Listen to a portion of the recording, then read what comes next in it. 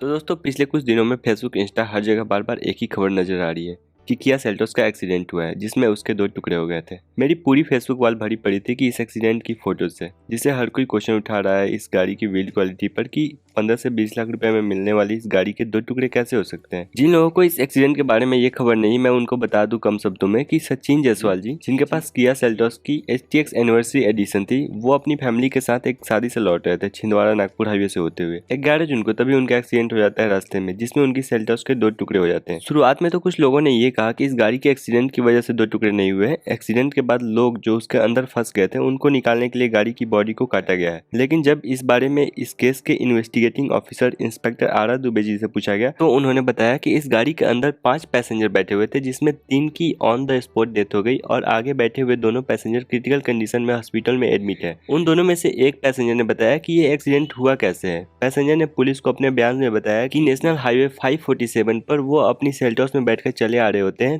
तभी एक मोटरसाइकिल वाला अचानक से उनके सामने आ जाता है, जिसको बचाने के लिए ड्राइवर सेल्टोस को रोड से नीचे उतार देता है। लेकिन कुछ ही दूरी पर पुलिया की बाउंड्री होती है, उससे बचाने के लिए वो अचानक से एक शार्प राइट टर्न लेता है, लेकिन गाड़ी पूरी तरह से मुड़ नहीं पाती और वो पुलिया से टकराकर 2 टुकड़े हो जाती है। साथ ही पुलिस ने यह कंफर्म किया कि किसी ने भी गाड़ी को काटा नहीं है, एक्सीडेंट से ही गाड़ी के टुकड़े हुए। तो अब बात ये आती है, क्या ये नॉर्मल है? किसी एक्सीडेंट में गाड़ी के 2 टुकड़े हो जाना आम बात है? तो जवाब है बिल्कुल भी नहीं। हम सब ने एक से एक एक्सीडेंट की इमेज देखी है और वीडियोस देखी है जिसमें गाड़ी के परखच्चे से उड़ जाते हैं लेकिन 2 टुकड़े नहीं होते। हालांकि ऐसा भी नहीं है कि पूरी दुनिया में सेल्टोस पहली ऐसी गाड़ी है जिसके 2 टुकड़े हो गए हैं। इंडिया की बात करें तो यहाँ मारुति सियाज की टेस्ट ड्राइव ली जा रही थी और इसकी टॉप स्पीड की चेक की जा रही थी। तभी ये आउट ऑफ कंट्रोल आ जाती है 170 किलोमीटर पर आवर की स्पीड पे और जाकर एक पेड़ से टकरा जाती है और 2 टुकड़े हो जाते हैं। BMW जिसे जवान लड़के चला रहे थे, अगल बगल वालों ने बताया कि 200 किलोमीटर पर आवर की स्पीड से चल रही थी और आउट ऑफ कंट्रोल होकर पेड़ में टकरा जाती है और उसके भी 2 टुकड़े हो जाते हैं। लेकिन इस सेल्टोस की ना तो टॉप स्पीड चेक की जा रही थी और ना ही इसे एक जवान लड़का चला रहा था।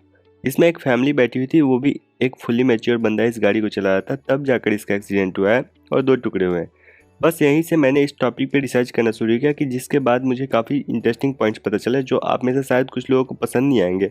मैं आप लोगों को पहले भी बता चुका हूँ कि इंडिया में कुछ कार कंपनीज ऐसी है जो इंडियन मार्केट में किसी नई गाड़ी को लॉन्च करती है तो उसमें काफ़ी कॉस्ट कटिंग करती है और उनकी कॉस्ट कटिंग की शुरुआत गाड़ी की बिल्ड क्वालिटी से, उसके स्ट्रक्चर से होती है। लेकिन जब वही कंपनी उसी गाड़ी को दूसरे देश में लॉन्च करती है तो उसकी बिल्ड क्वालिटी को स्ट्रॉन्ग कर देती है। इसी सोच को लेकर जब मैं आगे बढ़ा तब मुझे ये मिला जो आप अपने स्क्रीन पे देख सकते हैं।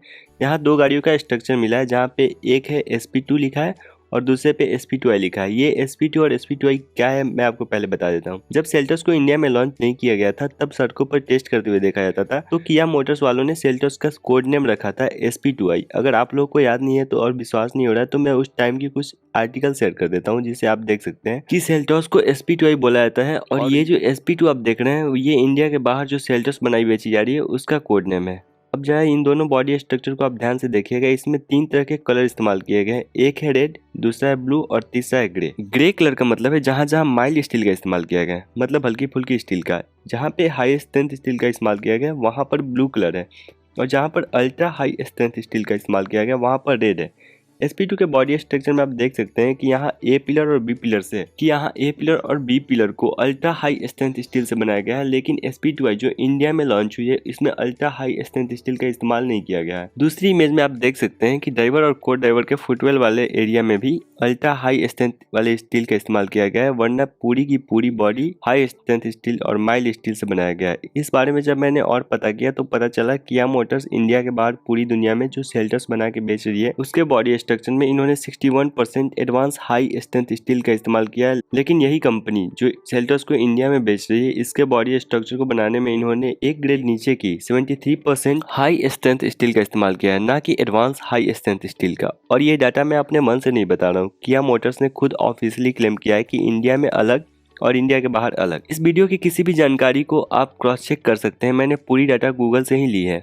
मैंने सेल्टोस के अलावा और भी गाड़ियों की बॉडी स्ट्रक्चर ढूंढने की कोशिश की तो मुझे पता चला कि इस तरह की जानकारी ज्यादातर कंपनीज पब्लिकली रिवील करने से बचती है। कंपनीज आपको बॉडी स्ट्रक्चर तो बता देती है लेकिन ये नहीं बताती कि उन्होंने किस तरह के स्टील का कितना इस्तेमाल किया है। और सही बात इस डाटा की जो मैं आपको दिखा रहा हूँ, तो जिस बंदे ने इसे शेयर किया है उसने पेड रजिस्ट्रेशन ले रखा है किया मोटर्स वर्ल्ड वाइड का, लेकिन जैसे तैसे ढूंढने पर मुझे टाटा हैरियर का स्ट्रक्चर मिल गया, जो कि टाटा मोटर्स ने खुद ऑफिशियली शेयर किया है, जिसमें आप देख सकते हैं कि जहां जहां रेड पार्ट है वहां वहां एडवांस्ड हाई स्ट्रेंथ स्टील का इस्तेमाल किया गया है। अब उसके स्ट्रक्चर और इंडियन सेल्टॉस के स्ट्रक्चर में डिफरेंस आप खुद देख सकते हैं। इस तरह की जानकारी आपको हर कोई नहीं देगा, तो प्लीज सब्सक्राइब कर दीजिए ताकि और भी ऐसी वीडियोज बनाऊं मैं आपके लिए। और यहाँ तक वीडियो देखने के लिए दिल से धन्यवाद।